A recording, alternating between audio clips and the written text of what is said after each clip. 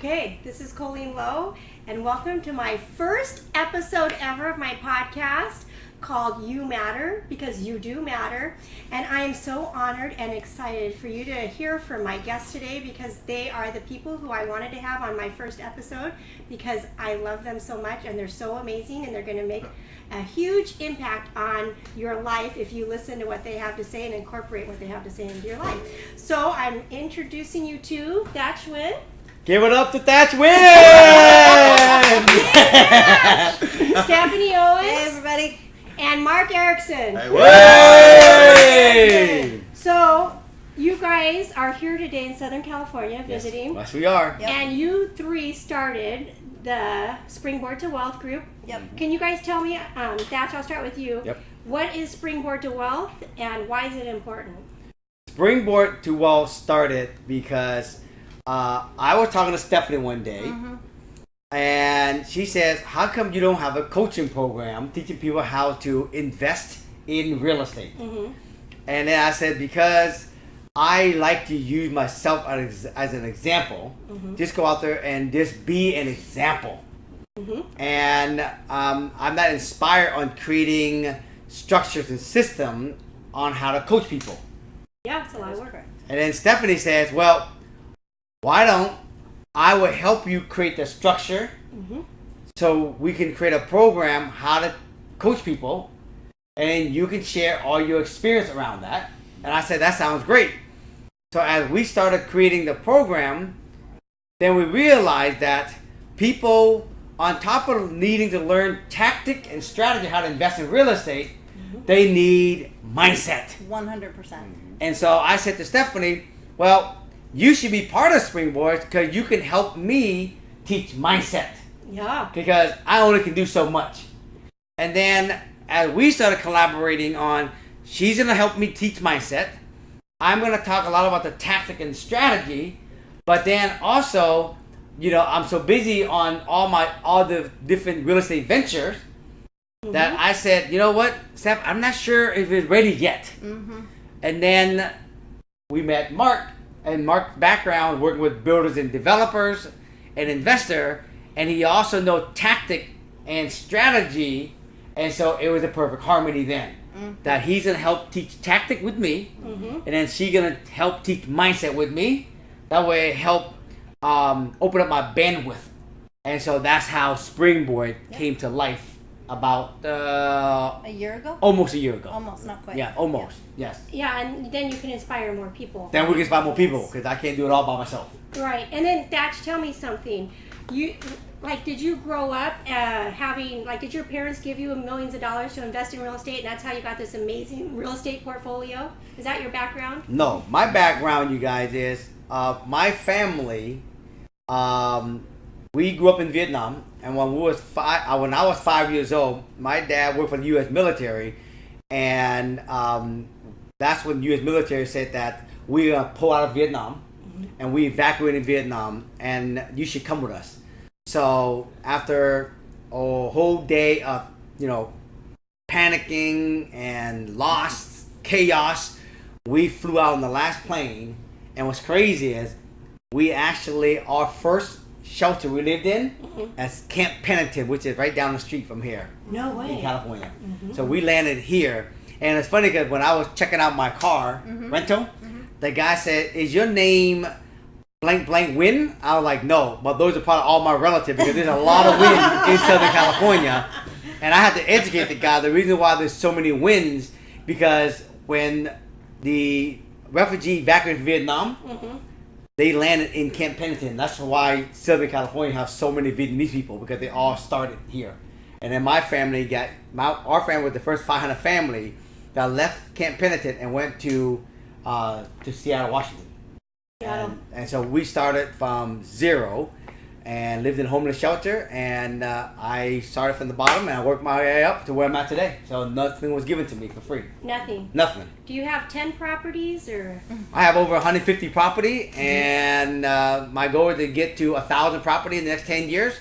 Not because I need it, but because it's just a goal. Like I ran probably 10 marathon and a couple of different triathlon, and it's just a goal to keep myself growing, not because I need the money. So it's a fun goal. So as long as you guys keep having hope, that's what matters in this life. Okay, that's like your son. Your son Carter has hope, and hope is what keeps people alive every single day. It makes a huge difference. Huge right? difference. It does. And then mindset and hope are so important, right? Stephanie, tell us about mindset. Yes. Why is mindset so important? Mindset is the key. We were talking to some clients earlier today, and one of them quoted, you create your reality, you don't react to your reality. And the only way that we do that is by choosing the filter through which we see life, and that is our mindset. What is the story that's narrating life as it's coming through to us?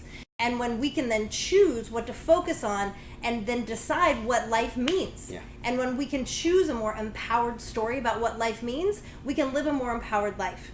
I know so many people who know so well what to do, how to do, but something stops them from actually doing it. And it's that voice in their head that is somehow causing them to retract rather than lean into their greatness. I was telling Stephanie and Mark that my two young kids, Russell and Hudson, who's 12 and 10, and on the baseball field, and they play baseball, and also off the field, we, my good friend Billy Sue, shout out to Billy Sue, really keep drilling this into their head. There's only 3 things, kids, that you can control. 1, focus. 2, attitude. And then 3, expectation.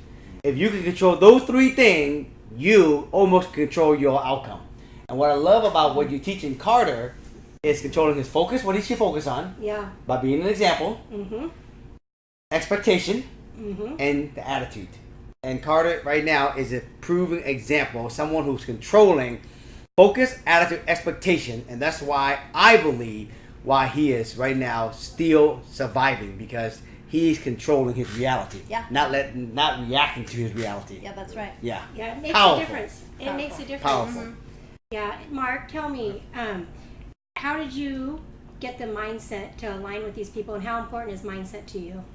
Mindset is critically important to me, and before I answer that, I just want to say thank you so much for having us on your very first podcast. Give it up to Colleen! I'm so honored, and you are definitely in the top 3-4 people from a mindset inspiration standpoint to me. If you guys aren't familiar with Colleen, look her up on Facebook, Colleen Low, right? Yeah. See what's going on, how she is working through some incredible situations in her family with this perseverance and resilience and hope. It's just amazing, and it's always an honor to be with you. Oh, thank you guys. You are an example. Yes. Okay, you're an example of the 3 things I just mentioned. Oh, thanks. It is amazing that we can choose how we react to our life, right? Yes. Yeah. Yes. And I really feel like moving forward is the key. And so tell me what you were going to say. Well, that's the choosing how we react to our life is definitely something that I didn't always know. And certainly my background is nowhere near Thach's, and whatever little struggles I had as a white guy growing up in North Seattle pale in comparison. But that doesn't mean that I didn't fall prey to a victim mentality and had a lot of chemical and alcohol abuse and stuff in my background, and ended up in a spot where I was really homeless, and life was always happening to me, and I didn't know what to do about it. And a dark spot happened, and I was exposed to some different ways of thinking, and that's where I first really became aware of the power of mindset and how powerful acceptance is in my life of this is what's going on, but that doesn't mean that I can't just work through it.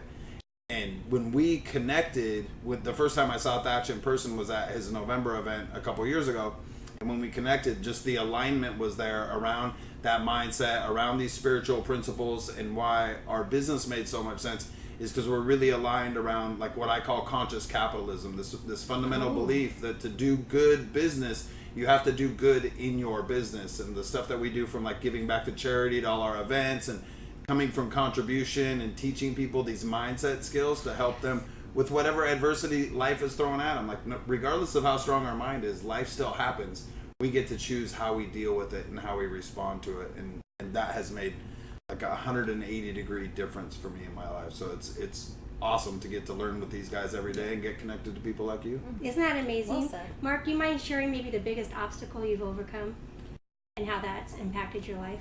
I think, probably the biggest obstacle that I have overcome are just the situations that I put myself in, and like a lot of self-sabotage in my background from just like not having a mindset and having this victim mentality around it, and just feeling powerless and getting caught in, our theme earlier today was like downward spirals and upward spirals. Can I explain that? What do you mean by that? Stephanie used the point, and I can't really articulate it the way that she could, but that I was constantly like going down and never seeing a way to reverse it. And now, having developed new tools over a decade now of things I can see like that's happening, and appreciate the learning from that, like the way that now I can embrace contrast and the fact that it creates clarity, even when I'm in the middle of it. Like, man, this sucks and this is a lot of pain, but I know there's growth in that. Like when you go to the gym and it's really hard, but that's where the growth is.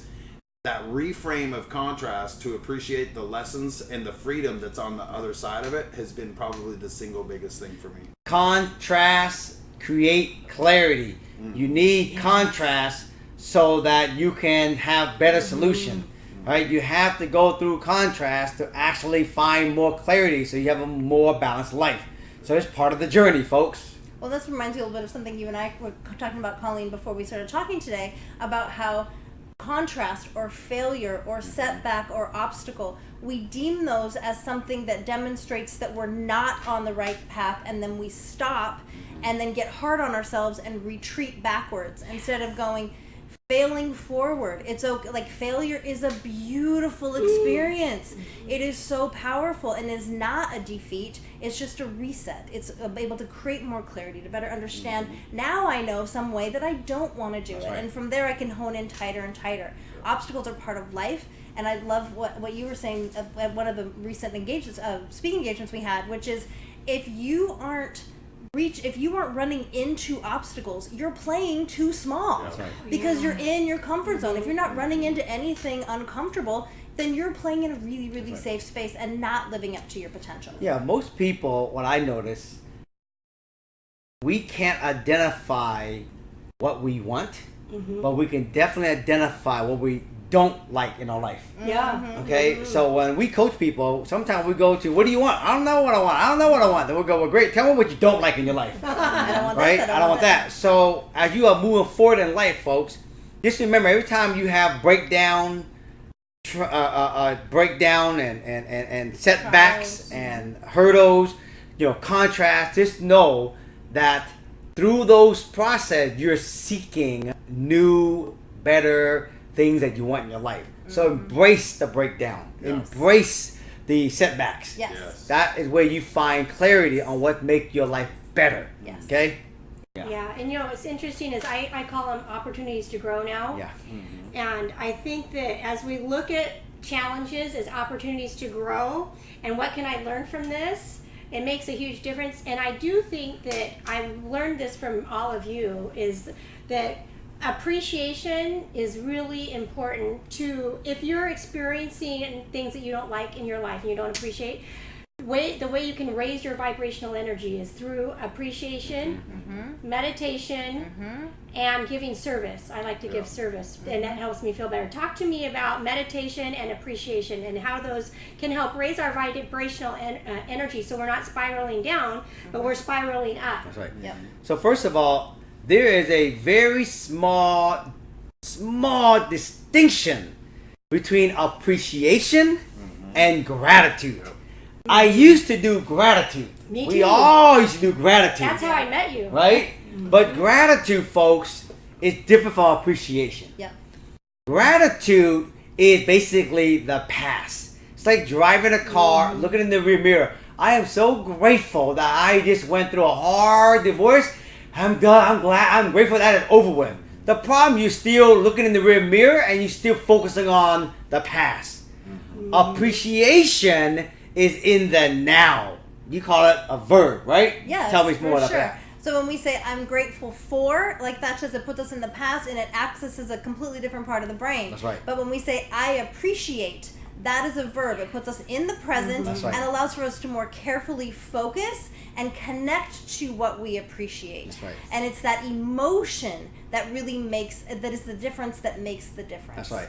And the thing is, If you guys follow me on Instagram or Facebook, every morning I do appreciation. We teach that in our private community we have here, right? And the thing is, folks, appreciation is the gateway to abundance, joy, peace, balance, relief. Okay, and so every day you should practice waking up in the morning and look at 3, 4, 5 things that you can appreciate what's already great. Will you tell them the fastest way to get to improve any part of your life? That's right. The fastest way to any improved condition is to look for positive things that you can focus on and appreciate right now. That's right.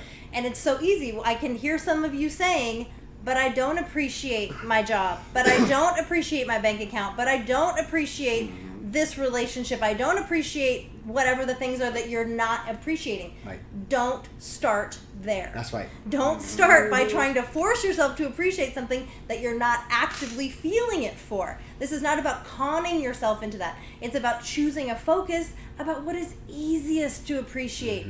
A sunset, your fingers, your eyeballs. There is something that is present in your life right now that if it went missing, you would notice and not be impressed. And here's the thing, folks. Those are the things you can appreciate when now. you can appreciate and practice focusing on the thing that really, really you can appreciate and you feel deeply connected to it, all you're doing is you creating more of that to expand so you can see more of that in your life. So it takes practice to focus on what's already amazing, what's already good in your life so that you can have that expand. And the gateway to that is through appreciation. What I love about your podcast, it says, what is your past? You matter. You matter. And I was going to say that we say appreciation matter. Yeah, Okay? and it really helps, right? Absolutely. It really helps. And amazing. another thing I've learned from you, all of you, is miracles are my normal. Yes. And everything's always working out for me. That's something Yes. I say all the time. Tell me about miracles and how can we attract and recognize miracles in our lives? Yes. I think one of the things is to redefine what miracles are. That's right. We see them as any stroke of good fortune, Yes. right? When you have good fortune, when you have a positive experience, we see anything that is dialed or aligned on where you want to be going, is that's helping you sniff your way toward that bigger goal. Those are miracles. Notice every single thing in your life is Especially aligned and the miraculous. small stuff. Especially the small stuff. Okay? Yes, you find a great parking spot. Get super psyched about That's it. right. You find a penny or a dollar. Get excited. Those types of things that are the easiest to appreciate, as Thach was saying, you might be surprised how much you can expand your bank account by focusing on when you get a great parking spot. There's you a start guy. appreciating those little That's things, right. you're going to see the There's a bigger guy named picture. David Hawkins, right? And his definition of a miracle is unexpected good fortune. Yes. Unexpected Okay? good fortune. Unexpected good fortune, okay? So, folks, anytime you have unexpected good fortune, I want you to say, Miracle Alert! Miracle Alert! And the more you practice that, Yes. the more you're going to create a habit of seeing miracles in your life. Yes. Okay? Very powerful habit to create, okay? It's very easy then for miracles to become your normal. Yeah. Yeah. Yeah. Tell them about meditation. Meditation. We love meditation. We do Meditation. love meditation. Meditation is one of those things that I think people have had a specific idea about what it is. Really, the idea around meditation is to give yourself a break from the constant intaking of and to quiet our minds for just a moment. Yes. Whether it's focusing on breathing, whether it's finding a guided meditation you like, watching the flicker of a flame in a candle. And to not all expect that you're going to be able to quiet your mind all in one shot, but just being willing to take the time. I love to meditate when I first wake up in the morning. I'm really groggy sleeper, so I wake up, I'm still a little bit hazy, and I just like to breathe in and for 10 times, and with each thing I want to breathe in something that I appreciate, and I breathe out something I want to release, and that's the beginning of a meditation for me. Mark, I know one of the questions that Colleen people ask. I'm a businessman. Yeah. Right? I'm a man. I'm a CEO. I run a big company. I'm a tough guy. I'm a tough guy. I don't do meditation. How's that going to help me make any money? That's a great question. Share on that, brother. Man, meditation. Right. I love meditation and totally don't feel I'm very good at it. But one of the biggest things that I have learned from meditation and all the other work that I've done is to identify the difference between my mind and me. and to kind of become an observer of my mind. And in business, when I'm trying to make decisions, especially we're in a high transaction business, real estate, doing a lot of kind of complex deal with a lot of moving pieces, it's pretty easy to get frustrated or pissed when things aren't going where you want. So to be able to, through practicing a lot of meditation, to just like quickly settle down and like, okay, what's actually going on? That's my mind is afraid and it's off running, and be able to almost picture it like, this is okay. I see what you're doing over there, mind, but none of that is true. That's all fear, which is an analogy I like. Perfect. Well, there's one that's got profanity, and I was told not to use that. So, the fear acronym that I like is false evidence appearing real, and that happens so much. And when I can plug in and like meditate and realize like everything is okay right now, like right this moment, everything is okay, and everything is always working out for me. That meditation from Abraham is awesome. They're like, right now, everything is okay. I can't let this fear cloud my vision. What the truth is this, and that I'm okay. This is going to happen. It's all good. It removes the emotion from my business decisions and helps me make better, more fundamentally sound decisions. So that's how it's really helped. Tell them where to find out Abraham meditation, Steph. Go on YouTube and type in Abraham meditation. Everything is always working out for me. Yeah, it'll change your life, right? I listen to it every day. Every day. Yeah. And when I'm feeling stressed out or I can't get things under control, especially like when we first found out Carter had cancer and I was really trying to pull it together. I would listen to different Abraham Hicks videos over and over again and then write more and more appreciation over and over. And I do think that learning to question your thoughts is so important. Right? Your brain can really take you down some bad paths if you're not careful. Right? I got a horrible neighborhood in here. Like I should never go in it alone. Never go alone. Never. Right? Never. In your mind. Never. But I'll tell you that meditation, folks, if you're out there listening, it is like 12 minutes. It's a guided meditation. Just the music alone will raise your vibration from worry to joy, right? The words she speak will raise your fear to joy. And so please, we highlight you go and listen to that because it is so awesome, okay? Yeah, it helps you. It guides your thoughts to where they should be, and it's like it redirects you. And I do think redirecting ourselves, we can't control the first thought that comes in, but we can control the second and the third and the fourth. And I think that's so important. If you could go back in time and tell a younger version of yourself or someone who isn't extremely successful like yourself some advice, and I want each of you to think of this, what advice would you give yourself or to someone starting out right now who maybe doesn't have the money to invest and doesn't, their life isn't going the way they planned it to go?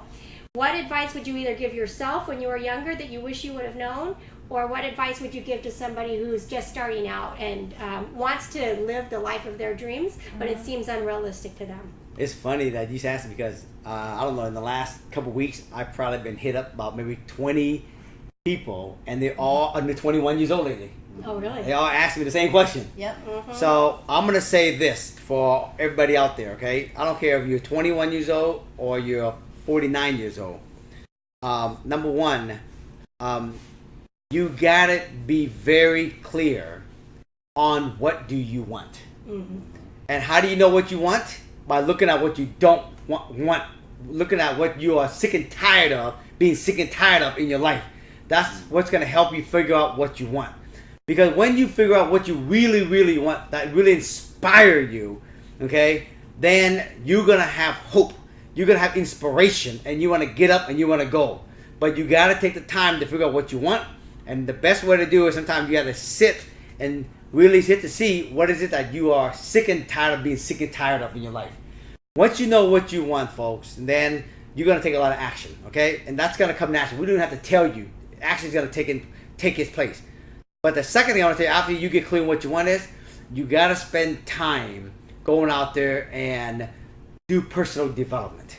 All right, personal development means motivational stuff, inspirational stuff, spiritual stuff, meditation stuff, the stuff we're talking about right now, appreciation.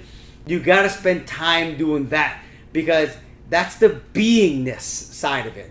There's what we call be, do, have. Everybody want to have money and have fame and have success and have family, and everyone out there is doing, but nobody want to take the time and start to be. And personal growth is where the being take place. You add the doing to it, you have more haves. So spend time doing personal growth. And the last thing I will say is find mentor.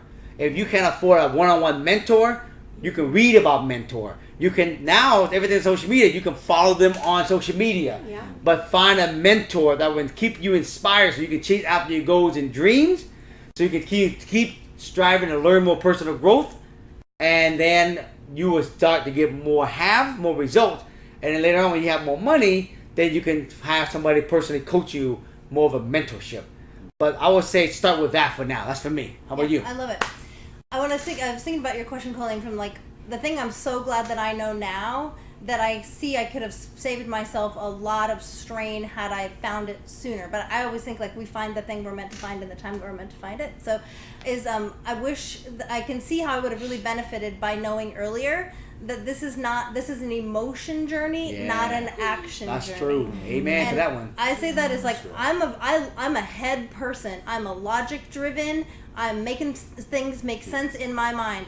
Emotion doesn't come into play a lot for me. And so learning, I think I created so much more effort and force and grind and hustle and push and making myself trudge up a mountain.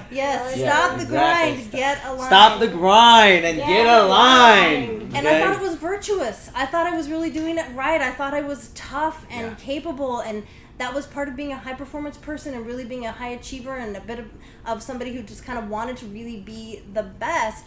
Is I was making myself do it through action, and I didn't recognize until within the last decade. Sometimes when life becomes normal for me, I forget that it hasn't always been true. But recognizing the place of being able to pay attention to how I feel and letting my intuition and my inner guidance and being aligned, and then allowing for things to unfold before me and attracting results instead of getting to the next level, having the next level come to me. That living in that space is the thing where I think I've found that, because now when I think about stuff that I want, I don't go, sweet Jesus, how am I going to get that done? That's going to be so hard. I got to gear up. I got to be ready for that. It's like, awesome. I'm super excited. Let's go get in front of that idea and see what amazing things come to help us create that along the way. It's exciting, it's inspiring, and I feel like there's nothing that can't be accomplished because I don't feel like I have to do it. I feel like I get to be it, and then it shows up, and it's so much more fun. Well said. Let's give it up to Stephanie Owens. Give her some love out there, folks. You're on Facebook out there. How about you, brother? Okay, Mark. Would you mind re-asking the question? Like, these answers were so good. I'm like, what were we talking about here? So the question is, what would you have liked to have known 20 years ago to your younger self, or you know, tell some a young kind of cat today, advice, or if you were getting started today, what would you tell someone today, a younger version of yourself? What would you wish you'd known that would have made your life easier? It's interesting with the dark triads. I'm going to take a little different tack than these guys did. If I were to give myself advice, or I could go back in time and do that, or if I were to talk to somebody else, I would say two things. Do less harm, because I've done some things that I'm not real proud of and caused some pain to people, and that's the thing that I wish I could undo in my life. The other would be less afraid or be more courageous. Like, follow your own heart more sooner. When I hear questions like this, and what I want to tie in is, I wouldn't unwind anything. I would undo the harm, but I wouldn't undo any of the pain that I went through or any of the experiences that I've had, because all of those experiences are what put me here. If I hadn't ended up where I was at with drugs and alcohol and all that darkness, I wouldn't have met the woman who became the mother of my sons and gave me the two best gifts. Like, if I had skipped that pain or took a different turn somewhere, I wouldn't have been in that situation. If that hadn't happened, I wouldn't have ended up helping start Green Canopy Homes, which then gave me the experience to lead me right here today to meet somebody like you who's doing this. So I wouldn't do anything differently from that standpoint. Like, I don't want to answer the question from how far I should be. Yes. But I love the question from look how far I've come. Yeah. I love that. Yeah. And that's a good one. Yeah. And don't you feel, Mark, that the experiences we have make us who we are? And I look back at all the pain and suffering. I look at my life and the things we've been through with our kids, because we've had kids that have had struggles, and we've had struggles in our marriage and our finances, and now this cancer gig and all this stuff that we've been through. They all make me who I am today, the person I am today, and I thank myself for all those experiences. Right? I want to ask you a question. Powerful. I want to ask you a question. because this is about mindset. Yeah. So, how old is your son Carter? 19. So, Colleen's son Carter is 19, and recently, about 5 months ago? 6 now. 6 months ago, I've been fighting cancer. Yeah. How do you stay so strong and be the lighthouse for your son and not fold, especially when you're at the hospital seeing him fighting cancer? How do you not fold, and how do you keep shining the light bright and not let what's happening to him dim your light? Because I can see that it ain't helping him continue to keep having hope when he see his mom and dad lights dimming. But every time we see you, Colleen, you keep your light shining bright. How do you stay focused on keeping your light bright, Colleen? We want to know that, please. Yes. Thank you for that question, Thach. That's a great question. Damn, that's a good. What you do is so powerful. incredible. Amazing. But tell us, we want to know. So appreciation is one of the keys. When Carter, at first we thought maybe Carter just had cancer in one spot, and then we found out it was everywhere, Right. and it was a lot worse than we thought. And at first I started to freak out. Oh, my kid's gonna die. This is gonna be horrible. That was my first thought in the beginning. Right. I'm like, holy crap, who are you? You believe in appreciation and miracles. Pull it together. Wow. And I started looking around the hospital for things I could appreciate, and I noticed on the hospital everyone has their name donated everywhere. Something's donated by someone. And so I just started researching who these people are and writing them letters and thanking them for their journey and for their charitable hearts to donate enough money to make it possible that we can get Carter healed there. So I focus on appreciation. I do my AID every day still, which is appreciation, intention. I set my tone for the day in advance. Yep. And then I delegate to God everything and my divine team. Yep. And then I have been feeling it to inspire other people. I'm moving forward with things like this, still working. And then I've always thought I should start a podcast. Well, I thought I should start a blog, and I didn't do it for 10 years. And I decided to start taking action and inspiring other people to be positive no matter what happens in their life. Yeah. And I feel like no matter what, if your kid has cancer, or you just got a divorce, or you just got bankrupt, or whatever's your spouse died, whatever's happened in your life, and you're not experiencing the joy, or your life didn't turn out the way you thought it was supposed to turn out, because that's how I started on this journey of mindset. Is my life didn't turn out the way I thought it was supposed to, and I thought it was everyone else's fault. I thought it was John's fault, the kid's fault, my parents' fault. I was the victim. I played the victim for years, and I decided to no longer be a victim. Beautiful. Yeah, and I focus on appreciation. I do a lot of meditation. I do a lot of service. Yes. I do believe giving service back to other people really helps. And I do a lot of meditation. Yeah. Beautiful. Yeah. You know what I heard from Colleen is instead of focusing on Carter and the cancer, she focused on the plaque on the wall and focusing on thanking these people for making it possible to have these stories and the money to donate to keep the hospital going to save her son's life. Yeah. Right? So instead of focusing on Carter and the problem, she's focusing on all the things that she can appreciate around her. Yes. Which is what we talked about earlier. Absolutely. Choosing the focus so powerfully. So say again what she's doing, focusing on.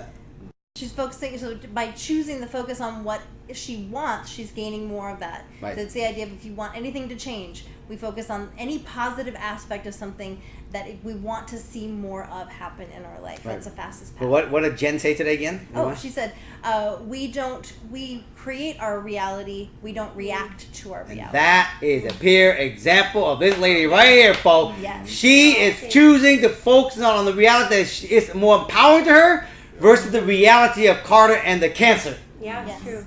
And you are a living example right there of living life by design. Yes. Oh, thanks. Bravo to Colleen out there, folks. Beautiful. Anyway, thank you for being on our first podcast. Oh, our pleasure, truly. And it's my dream come true. I started it. I took action, and I appreciate you guys coming on. And I know we're going to do a lot of other great things together. But thank you for being on the first podcast of You Matter, because guess what? You matter, and miracles are our normal. That's right. And everything's working out for us. That's right. And it's a good day because we took action. Awesome. Right. Thank you, Colleen. Thanks, y'all. Have an awesome day today. Peace out.